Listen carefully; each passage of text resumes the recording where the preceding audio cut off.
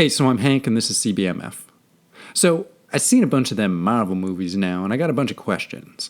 But the big one is, what the fuck does Thanos do all day? Like, we've seen this guy several times now and he seems to just sit in a big rock chair and look out into space. So, I'm kind of wondering, like, what does his routine look like? Is he always just there in the chair? Or is that like his office, and eventually after a long day of sitting there and looking out onto space, he goes home and he takes off his boots and he maybe has a bath and reads a little or watches TV? Like, seriously, what does this guy do? I always wonder the same thing about the Emperor in Star Wars. Can you imagine being in charge of an entire galaxy? It'd be a logistical nightmare. You'd spend literally every waking minute making decisions that affected billions of lives just trying to keep your empire rolling. Why would somebody even want that job? I mean, at what point do you just say, hey, if I'm going to be the most powerful force in the known universe, why do I have to spend my days working myself to death?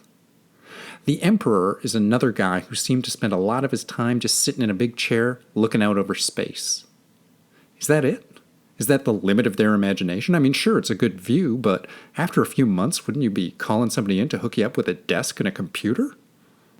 And again, what the fuck does he do all day? Just sit there jerking off into his robe while a bunch of underlings do his job for him? Well, how is that even being in charge? Is it all just for that view? So yeah, Thanos. I'm interested in finding out a little about how he spends his time. Does he have a home? Hobbies? Does Thanos have any pets? More importantly, does he have any friends?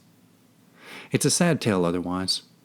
Most powerful being in the known universe, and he's got no friends, no pets, and he just sits there in a big uncomfortable chair, looking out over space.